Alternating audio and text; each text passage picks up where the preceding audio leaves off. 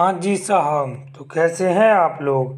I hope आप अच्छे होंगे और अपनी तैयारी अच्छे से कर रहे होंगे। डियर स्टूडेंट, आज की क्लास में हम डिस्कस करेंगे पी ब्लॉक तत्व। पी ब्लॉक तत्व केमिस्ट्री का क्लास ये होने वाला है। इसमें पी ब्लॉक एलिमेंट के बारे में बताया जाएगा। पार्ट 1 और पार्ट 2 ऑलरेडी मैंने बता दिए हैं। उनको आप लोग अगर नहीं देखा है तो उनका लिंक मैं डिस्क्रिप्शन बॉक्स में दे दूंगा, वहाँ से आप उनको वॉच कर सकते हो। अगर आप डिस्क्रिप्शन नहीं जानते हो तो आई बटन में उस वीडियो को मैं दे दूंगा, वहाँ से उसको आप देख सकते हो। ये केमिस्ट्री पी ब्लॉक एलिमेंट का पार्ट 3 बनाया जा रहा है। इसमें इंपॉर्टेंट क्वेश्चनों को सॉल्व कराया जाएगा। उससे पहले आप हमारे चैनल स्टडी सक्सेसफुल पर अगर न्यू हो तो मैं आपसे रिक्वेस्ट करूँगा कि इसको सब्सक्राइब कर लीजिए और साथ ही नोटिफिकेशन बेल को ऑल पर क्लिक कर दीजिए, जिससे आने वाली सभी इंपॉर्टेंट क्लास का नोटिफिकेशन सबसे पहले आप लोगों तक पहुंच सके, है ना। तो क्लास को स्टार्ट करते हैं कुछ ज़बरदस्त और इंटरेस्टिंग लाइनों के साथ।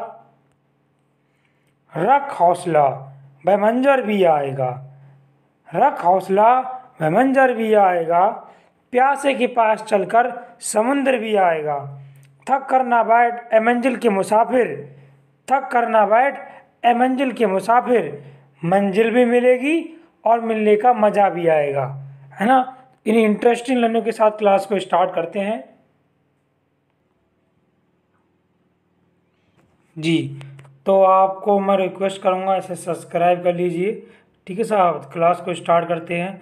यहाँ पर पहला क्वेश्चन दे रखा है, डीकन विधि द्वारा क्लोरीन किस प्रकार बनाई जाती है, इसका औद्योगिक का चित्र बनाइए। देखिए मैं आपको बताऊं, डीकन विधि सबसे इम्पोर्टेंट रहती है आपके बोर्ड एग्जाम के लिए। डीकन विधि से हम क्लोरीन बनाएंगे, कैसे बनाओगे। 13, 15, 16, 18 में ये क्वेश्चन आया हुआ था, आप लोग स्क्रीन पर देख सकते हो। क्वेश्चंस वही है, उसको पूछने का तरीका अलग अलग यहाँ टाइप दे रखा है ना। तो क्वेश्चंस बेटा ये वही हैं, बट उसको टाइप को चेंज कर दिया है। बिना किसी देरी के क्लास को करते हैं स्टार्ट। क्वेश्चंस आप लोगों ने देख लिए होंगे। क्लोरीन के एक ऑक्सीकारक गुण का रासायनिक समीकरण दीजिए, ऐसे भी आ सकता है क्वेश्चंस, है ना। देखिए साहब, क्लोरीन के औद्योगिक निर्माण की, देखिए साहब, क्लोरीन जो होती है ना, उसकी कितनी विधियाँ होती हैं, 3 औद्योगिक निर्माण की। वेल्डन विधि हम नहीं पढ़ने वाले हैं, वैद्युत अपघटन विधि भी नहीं पढ़ेंगे, इसमें हम पढ़ेंगे डीकन विधि। तो डीकन विधि से आप क्लोरीन कैसे बनाओगे, यहाँ इसमें हम पढ़ के बताने वाले हैं। बहुत सिंपल तरीके से बताऊँगा, सो आपसे रिक्वेस्ट है वीडियो को पूरा वॉच जरूर करना, ठीक है। इस विधि में HCl का ऑक्सीकरण क्यूप्रस क्लोराइड की प्रेजेंटेशन में वायु की ऑक्सीजन द्वारा निम्न प्रकार से समझा जा सकता है, किया जा सकता है। देखिए साहब, चित्र सबसे ज़्यादा इम्पोर्टेंट होता है। किसी भी चीज़ का आपको चित्र बनाना आना चाहिए। देखिए साहब, फिजिक्स एंड केमिस्ट्री की अगर बात करें तो उसमें सबसे इम्पोर्टेंट होता है चित्र। सो आपसे रिक्वेस्ट है, इस चित्र अच्छे से प्रैक्टिस कर लीजिए, है ना, जिससे आपको एग्जाम में दिक्कत ना आए, है ना जी। अब बढ़ते हैं आगे जी साहब। देखिए इसकी रिएक्शन देख लीजिए। 4HCl, है ना, जब 4HCl यानी कि HCl हाइड्रोक्लोरिक अम्ल और ऑक्सीजन को रिएक्ट कराओगे तो उस कंडीशन में हमारा क्या बन जाएगा, H2O जल बन जाएगा और क्लोरीन। जब HCl और O2 को गर्म करते हैं, presentation of cuprous oxide cuprous chloride यानी कि Cu2Cl2, उस कंडीशन में हमारा बनता है 2Cl2, हमारा अलग हो जाता है 2Cl2, मतलब ये हमारा क्लोरीन गैस यहाँ से निकल जाता है। तो इस रिएक्शंस को आप याद कर सकते हो, ये इंपॉर्टेंट रिएक्शंस है। 4HCl plus O2 arrow, presentation of Cu2Cl2 2H2O plus 2Cl2, ठीक है साहब। देखिए उत्प्रेरक कक्ष में तांबा पत्थर इस कक्ष में जावा पत्थर क्यूप्रस विलयन में भिगोकर रख देते हैं, है ना, तथा ताप 450 डिग्री सेल्सियस कर देते हैं। HCl तथा जी, एक मिनट,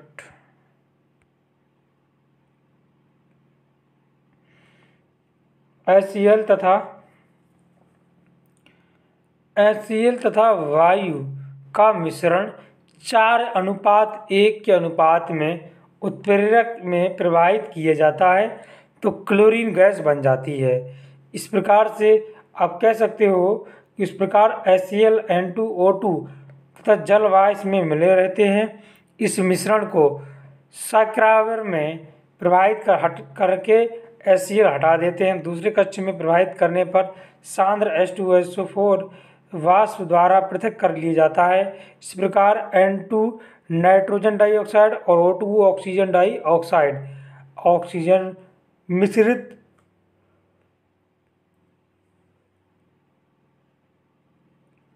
क्लोरीन प्राप्त होती है ना साहब। देखिए इसकी रिएक्शंस क्या हो जाएगी।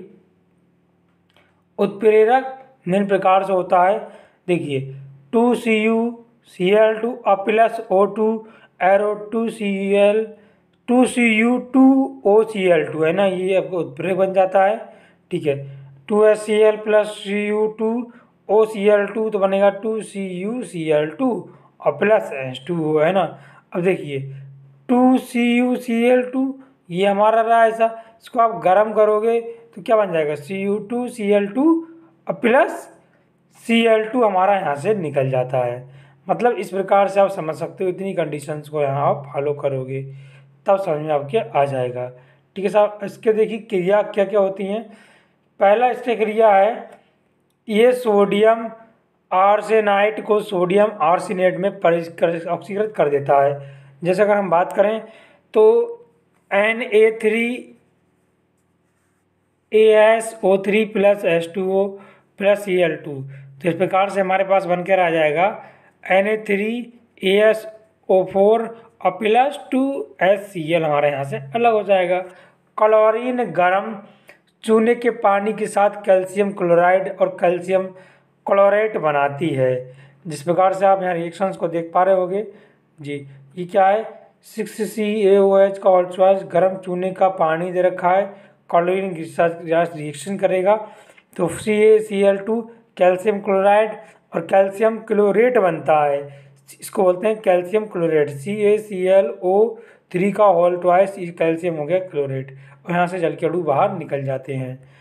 अगला है क्लोरीन सल्फर डाइऑक्साइड के जलीय विलयन को सल्फ्यूरिक अम्ल में ऑक्सीकृत कर देती है ना। SO2 और प्लस H2O और Cl2 H2SO4 और प्लस 2HCl यहाँ से निकल जाता है। देखिए साहब क्लोरीन गैस को ठंडे जल में प्रवाहित करने पर पीले रंग का क्लोरीन जल बनता है। क्लोरीन जल को वायु के प्रकाश में रखने पर ऑक्सीजन गैस निकलती है, क्योंकि क्लोरीन की जल से मध्य अपक्रिया होती है जिससे हाइपोक्लोरिक अम्ल बनता है, जो कि सूर्य की प्रकाश की ऑक्सीजन और हाइड्रोक्लोरिक अम्ल से अपघटित हो जाता है। ठीक है। जब Cl2 और प्लस H2O तो हमारा HCl और HOCl इसको बोलते हैं हाइपोक्लोरस अम्ल है ना। HOCl इसको बोलते हैं हाइपोक्लोरिक अम्ल। देखिए अब ये हमारा हाइपोक्लोरिक अम्ल को हम गर्म करेंगे तो HCl और हमारा O2 बनकर तैयार हो जाएगा। ठीक है साहब। देखिए इस प्रकार से ऑक्सीकार गुण इसका क्या होता है। देखिए ये H2S को सल्फर डाइऑक्साइड में परिवर्तित कर देती है ना। H2S होता है सल्फर डाइऑक्साइड H2S हाँ सल्फाइड को जब रिएक्ट कराओगे क्लोरीन के साथ तो 2HCl हमारा बाहर हो जाएगा और सल्फर नीचे की ओर बैठ जाएगा। ठीक है। इस प्रकार से क्वेश्चन को सब लोगों को समझ में आ गया होगा है ना। अगला क्या है, अगला क्वेश्चन है प्रयोगशाला में हाइड्रोजन अम्ल के विरेचन की विधि बताइए और रासायनिक गुण और प्रयोगशाला विधि बताइए। मतलब HCl हाइड्रोक्लोरिक अम्ल कैसे बनता है ये आपको बताना है, प्रयोगशाला में कैसे बनाया जाता है। हाइड्रोक्लोरिक अम्ल के विरेचन की प्रयोगशाला विधि।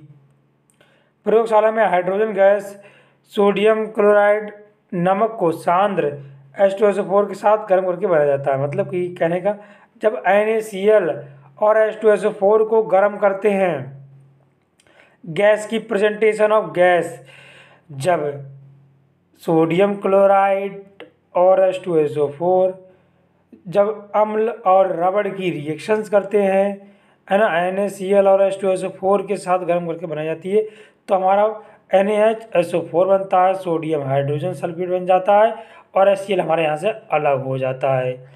ठीक है साहब। अब देखिए साहब, हाइड्रोजन क्लोराइड गैस को जल में अवशोषित करने पर हाइड्रोक्लोरिक अम्ल प्राप्त होता है। हाइड्रोजन गैस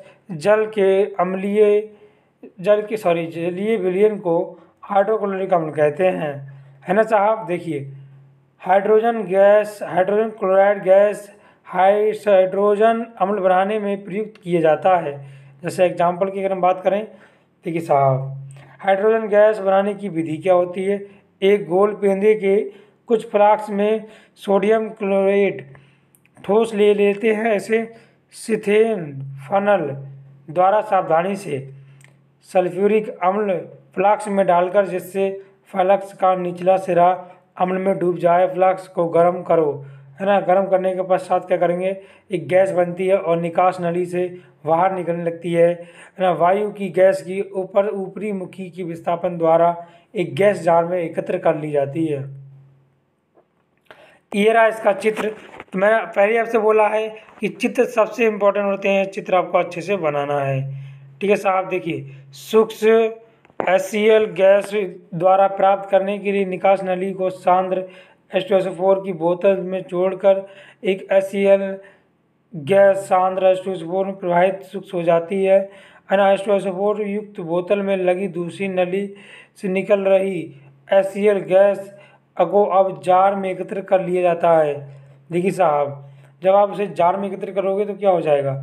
जिसका दूसरा टॉपिक क्या है, हाइड्रोजन क्लोराइड गैस से हाइड्रोक्लोरिक अम्ल कैसे बनता है, ये भी आप सीख लीजिए, है ना। चित्र में प्रदर्शित फ्लक्स में लगी हुई एक निकास नली, छोटे से बाहर के नली द्वारा एक साधारण स्तंभ जोड़ो और फाइनल का कुछ भाग जल में। अगला टॉपिक यहाँ पर क्या है, क्षारों से रिएक्ट किस प्रकार से करता है। भाई, जब अम्ल और क्षार की रिएक्शन कराओगे तो लवण और जल बनता है, जिसे उदासीनीकरण हम लोग कहते हैं। ठीक है साहब, रिएक्शन आप लोग देख पा रहे होंगे स्क्रीन पर। अगला है धातु ऑक्साइडों से क्रिया। जब ये धातु ऑक्साइडों से क्रिया करता है तो क्या परस्पर लवण और जल बनाता है। क्योंकि देखिए साहब, MgO plus HCl arrow MgCl2 और प्लस H2O, मतलब एक रिएक्शन लिख दोगे आपका काम चल जाएगा। अमोनिया से क्रिया करता है तो अमोनियम क्लोराइड बनाता है। क्रिया करने के पश्चात अमोनियम क्लोराइड पर सफ़ेद धुआं बनाता है, धूम फोम। तो NH3 प्लस HCl एरो बन जाएगा NH4Cl, जिसे अमोनियम क्लोराइड के नाम से जाना जाता है। ठीक है साहब, देखते हैं अगला क्या है जी। तो इस प्रकार से आप देख सकते हो, जब NH4OH प्लस HCl को रिएक्ट करते हैं तो NH4Cl हमारा अलग हो जाता है और जल के अणु बाहर निकल जाते हैं। ये रिएक्शन भी आप इसमें लिखने वाले हो। धातु कार्बोनेट से क्रिया की बात करें तो धातु कार्बोनेट से हाइड्रोक्लोरिक अम्ल से क्रिया करने के पश्चात लवण जल और कार्बन डाइऑक्साइड गैस बनाता है। ये सारे हाई स्कूल के टॉपिक हैं, आपको याद होना चाहिए अच्छे से, है ना। Na2CO3 प्लस 2HCl, तो NaCl हमारा अलग हो जाएगा, Na यहाँ से गया, Cl यहाँ से गया और CO2 हमारा हो गया अलग और H2O भी हमारा अलग हो जाएगा। इस प्रकार से आप समझ सकते हो यहाँ पर कार्बन डाइऑक्साइड गैस निकलती है। अगला क्या है, लेड एसीटेट से रिएक्शन किस प्रकार से करता है। HCl का विलयन लेड एसीटेट विलयन के साथ PbCl2 का सफ़ेद अपक्षय बनाता है, जो ठंडे जल को अविलय और गर्म जल में विलय होता है। इस रिएक्शन की बात करें हम, PbCH3COO का whole thrice plus 2HCl arrow बनेगा PbCl2 प्लस CH3COOH। इस प्रकार से आप इसको समझ सकते हो, है ना साहब। देखिए अगला क्या है, इसका उपयोग कहाँ कहाँ होते हैं। धातुओं के क्लोराइड बनाने में इसका उपयोग होता है। अम्ल के रूप में इसका उपयोग होता है एक्वारेजिया भी मैंने बताया है, क्लास में देख लेना जाकर पिछली वीडियो, अगर आपने नहीं देखा है उसको जरूर वॉच कर लीजिएगा। वहाँ से आपको एक्वारेजिया पता लग जाएगा कि एक्वारेजिया होता क्या है।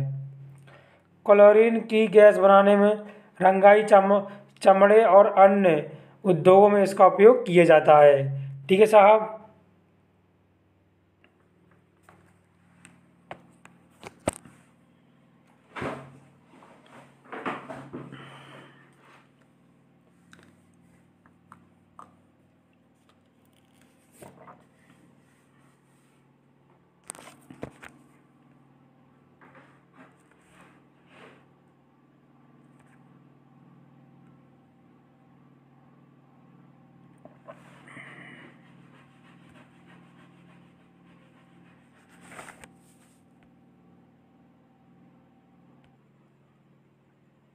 अगला क्वेश्चन यहाँ पर दे रखा है, ओस्टबार्ड विधि द्वारा नाइट्रिक अम्ल कैसे बनता है, इसका आपको सचित्र वर्णन करना है। ये सारे इंपॉर्टेंट क्वेश्चंस हैं, है ना। सो आपको इस क्वेश्चन को अच्छे से आपको प्रैक्टिस करना है। नाइट्रिक अम्ल कैसे बनता है, ओस्टबार्ड विधि द्वारा हमें नाइट्रिक अम्ल बनाना है ना। नाइट्रिक अम्ल बनाना है हमें। ओस्टबार्ड प्रक्रम क्या होता है, एक साइंटिस्ट थे ओस्टबार्ड नाम के, है ना। इसमें अमोनिया गैस वायु से ऑक्सीकृत होकर नाइट्रिक अम्ल बनाती है, जो फिर ऑक्सीकृत होकर नाइट्रोजन डाइऑक्साइड दे देती है। ये जल से क्रिया करके नाइट्रिक अम्ल में परिवर्तित हो जाती है। जैसे जब NH3 अमोनिया और ऑक्सीजन को प्लेटिनम की प्रेजेंटेशंस में हम इसको गर्म करेंगे, NO और हमारे पास 6H2 हमारा यहाँ से अलग हो जाएगा। अब देखिए साहब, नाइट्रोजन मोनोऑक्साइड रिएक्ट करेगा किसके साथ, O2 के साथ, तो नाइट्रोजन डाइऑक्साइड बन जाएगा। अब नाइट्रोजन डाइऑक्साइड को अगर हम जल के साथ रिएक्ट कराएंगे तो उस कंडीशन में हमारे पास HNO3 बन जाएगा, HNO3, बट यहाँ पर 2 होंगे HNO3, तो 2 HNO3 मतलब नाइट्रिक अम्ल बन के तैयार हो गया हमारे पास, और nitrogen dioxide, nitrogen monoxide gas यहाँ से बाहर निकल जाती है, जो कि हमारा नाइट्रिक अम्ल होता है। आइए समझते हैं इसकी थ्योरी के माध्यम से। शुद्ध NH3 वायु का 1.9 के अनुपात में परिवर्तक में प्रवाहित जाता है। यहाँ प्रवाहित किया जाता है। प्लेटिनम की जाली 650 डिग्री से 800 डिग्री सेल्सियस पर गर्म रखी जाती है, जो कि उत्प्रेरक का कार्य करती है। यहाँ NH3 का 90% भाग ऑक्सीकरण हो जाता है और नाइट्रिक अम्ल बनता है ना। अब गैसों का अगर हम बात करें तो स्तंभ में पहुंचाया जाता है ना साहब। NO ऑक्सीकृत होकर नाइट्रोजन डाइऑक्साइड बना देती है और NO2 स्तंभ में अपसुत होकर नाइट्रिक अम्ल बनाता है, HNO3। इस प्रकार से नाइट्रिक अम्ल तनु होता है। ऑप्शन करने पर ये निश्चित क्वथनांक का मिश्रण प्राप्त होता है, जिसे साधारण सांद्र नाइट्रिक अम्ल के नाम से जाना जाता है। इसका फॉर्मूला HNO3 होता है। देखिए साहब, चित्र सबसे इम्पोर्टेंट होते हैं, तो आपको चित्र, हर किसी क्वेश्चंस का चित्र बनाना है, क्योंकि चित्र में ही पूरे फुल मार्क्स आपको मिलते हैं, बिना चित्र के नंबर नहीं मिलने वाले बोर्ड एग्जाम में। तनु नाइट्रिक अम्ल की लेड पर अगर हम रिएक्शन कराते हैं तो किस प्रकार से होता है। देखिए साहब, तनु फलस्वरूप लेड नाइट्रेट और NO बनता है और जल बनता है। देखिए साहब, Pb+2HNO3 नाइट्रिक अम्ल के साथ रिएक्शन कराओगे तो PbNO3 का होल ट्वाइस प्लस 2H गुणा 3, मैंने 3 से गुणा कर दिया। अब देखिए साहब, HNO3 और प्लस 3H, है ना। एरो जब इसको रिएक्ट कराओगे तो NO हमारे पास बनकर तैयार हो जाएगा और 2H2 हमारा हो जाएगा। इसमें हम 2 से गुणा कर देंगे। रिएक्शन को बैलेंसिंग के लिए ये फार्मूला अपनाना पड़ रहा है, जहाँ से देखते रहिए। Pb, है ना, और HNO3 8 हो गया, तो इस प्रकार ये रिएक्ट करेगा तो 3PbNO3 का होल ट्वाइस, इसको लेड नाइट्रेट के नाम से जाना जाता है, और नाइट्रिक ऑक्साइड 2NO हमारा अलग हो जाएगा और चार्ज लिक्विड यहाँ से बाहर निकल जाएंगे। ठीक है साहब। देखिए साहब, अगला है I2 के साथ ये किस प्रकार रिएक्ट करता है, आइए समझते हैं इसको रिएक्शन के माध्यम से। 2NO3 एरो बनेगा 2NO2 प्लस H2O गुणे प्लस ऑक्सीजन, नवजात ऑक्सीजन, इसमें हम 5 से गुणा कर देंगे। ठीक है साहब। देखिए अब हम क्या करेंगे, I2 आयोडीन के साथ रिएक्ट करेगा, जल प्लस H2O प्लस 5 ऑक्सीजन, तो 2HiO3, जिसे आयोडिक अम्ल के नाम से जाना जाता है। कभी कभी क्या होता है, आयोडिक अम्ल का फॉर्मूला पूछ लेता है तो आप बोलोगे HiO3 आयोडिक अम्ल। यहाँ पर जल 10 से यहाँ पर नाइट्रोजन डाइऑक्साइड यहाँ से निकल जाती है, 10 NO2 और 4 जल के अणु यहाँ से निकल जाते हैं। इस प्रकार आप इसको याद कर सकते हो। अगला है Zn के साथ reaction, Zn plus 2HNO3 arrow बनेगा ZnNO3 का होल ट्वाइस और प्लस 2H गुणे 4। देखिए साहब, 2HNO3 प्लस 8H एरो बनेगा N2O प्लस 5H2O। इस प्रकार से इसको रिएक्ट कर लीजिएगा। 4Zn प्लस 10 HNO3 और बनेगा 4ZnNO3 का होल ट्वाइस और प्लस N2O प्लस 5H2 यहाँ से हमारा निकल जाएगा। ठीक है साहब। देखिए आगे क्या है, सी पर क्रिया। कार्बन पर एक क्रिया किस प्रकार रिएक्ट करता है, कार्बन से क्रिया करके नाइट्रोजन डाइऑक्साइड व कार्बन डाइऑक्साइड बनाता है। देखिए HNO3 नाइट्रिक अम्ल की बात कर रहे हैं और स्वाभाविक की है ना, ये कार्बन से रिएक्ट करेगा तो नाइट्रोजन डाइऑक्साइड बन गया यहाँ से और कार्बन डाइऑक्साइड बन गया, यहाँ जल के अणु यहाँ से बाहर निकल जाते हैं। बिल्कुल सिंपल मेथड में आपको बताने वाला हूँ। H2S पर क्रिया, जब HNO3 H2S से रिएक्ट करता है तो हमारे पास बन के तैयार हो जाता है H2SO4 अलग निकल जाता है और NO2 अलग निकल जाता है और H2O हमारा यहाँ से अलग हो जाता है। H2SO4 तो ऑलरेडी अलग हो चुका है साहब। देखिए आयोडीन पर क्रिया, ये आयोडीन से क्रिया कराने पर आयोडिक एसिड बनाता है, ऑलरेडी मैं इसको बता चुका हूँ, ऑलरेडी मैंने बता दिया है। I2 + 10HNO3 तो बने हमारे पास 3HiO3, इसको बोलते हैं आयोडिक अम्ल, और 10 NO2 और प्लस 4H2O, मैं ऑलरेडी इस क्वेश्चन को बता चुका हूँ। अगला है हैबर प्रक्रम द्वारा अमोनिया का किस प्रकार निर्माण करोगे, ये सबसे इम्पोर्टेंट क्वेश्चन है आज की क्लास का। अमोनिया का निर्माण हैबर प्रक्रम सबसे इम्पोर्टेंट है, हर साल ये क्वेश्चन आपके बोर्ड एग्जाम में पूछा जाता है, हर साल का रिकॉर्ड रहा है डियर स्टूडेंट। तो उसको अच्छे से प्रैक्टिस करेंगे हैबर प्रक्रम से, है ना, किस प्रकार से हैबर प्रक्रम होता है।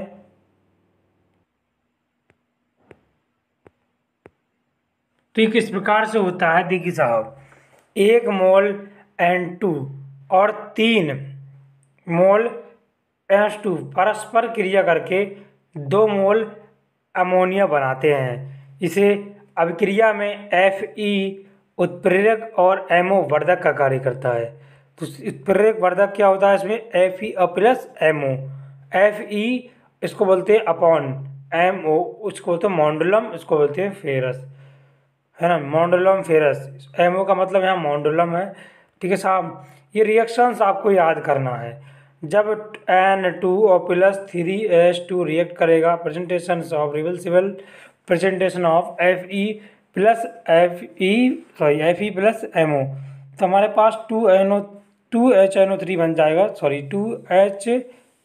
2NH3 अमोनिया बन जाएगा, है ना, 2HN3 इसको बोलते हैं अमोनिया, ये बन के तैयार हो जाएगा और 22.4 किलो कैलोरी यहाँ से ऊष्मा मुक्त हो जाएगी।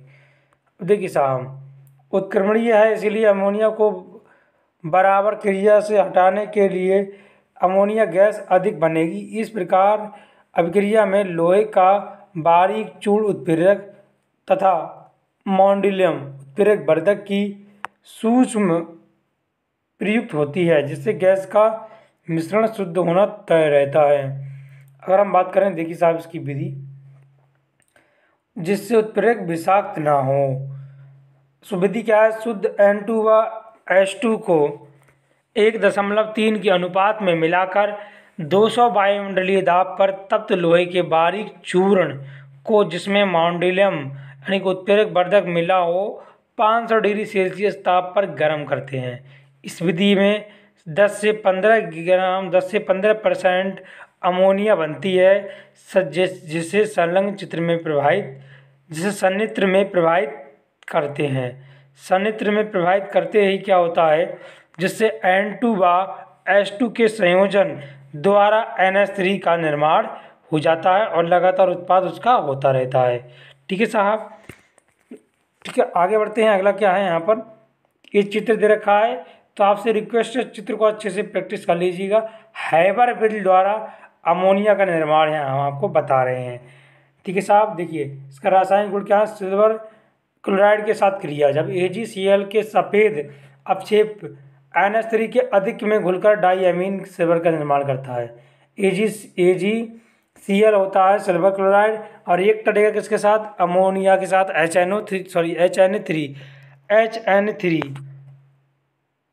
NH3 करोड़ हो रहा है यार, वो अभी नाइट्रिक अम्ल पढ़ा है तो वो दिमाग में आ रहा है। NH3 रिएक्ट करेगा तो हमारे पास AgNH3 का होल ट्वाइस और Cl हमारा यहाँ से अलग हो जाएगा। या फिर इस रिएक्शन को आप ऐसा भी लिख सकते हो, ठीक है, एक ही काफ़ी है। क्लोरीन के साथ अभिक्रिया, ये रिएक्शन मैं ऑलरेडी करा चुका हूँ, अगर आपने नहीं देखा तो वहाँ से वॉच कर लीजिए, नहीं समझ में आ रहा तो यहीं बता दूंगा।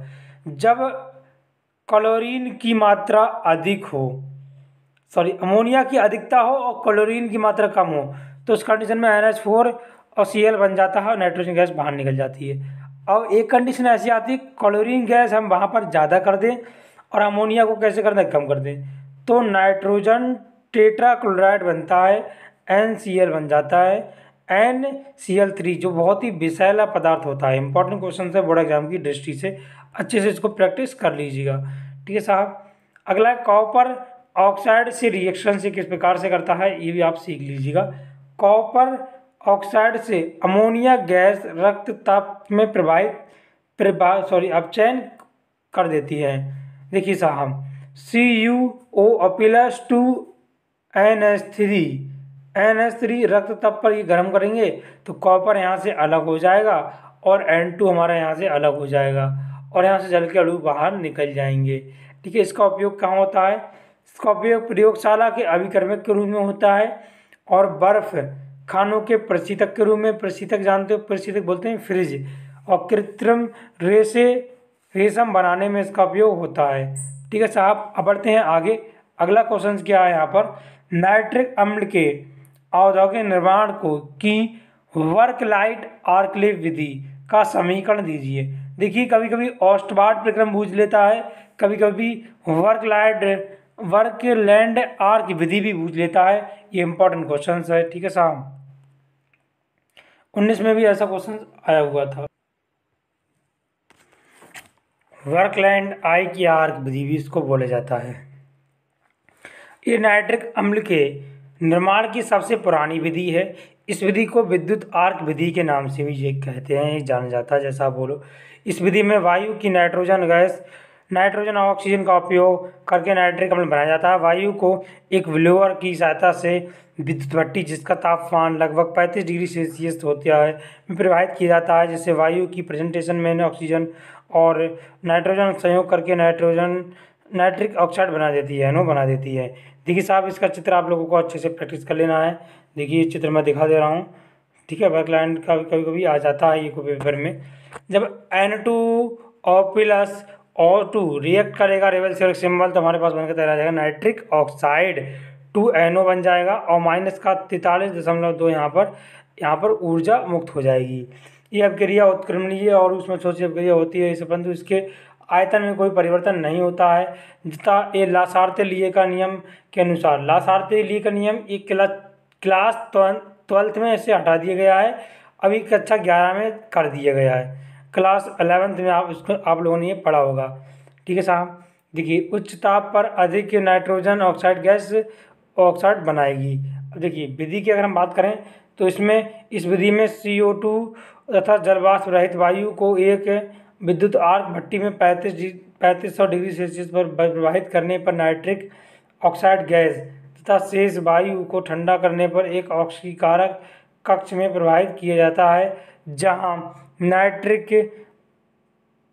नाइट्रिक ऑक्साइड नाइट्रोजन डाइऑक्साइड में परिवर्तित हो जाती है। नाइट्रिक ऑक्साइड को रिएक्ट करोगे ऑक्सीजन के साथ तो नाइट्रोजन डाइऑक्साइड यहाँ से बनकर हो जाएगा तैयार।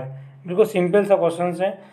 इसके पश्चात ये गैसों अवशोषण स्तंभ में पहुँचती हैं, है ना, जहाँ जल में अवशोषित होकर नाइट्रिक अम्ल वहाँ से बन जाता है। आपको अच्छे से याद करना पड़ेगा ये क्वेश्चन।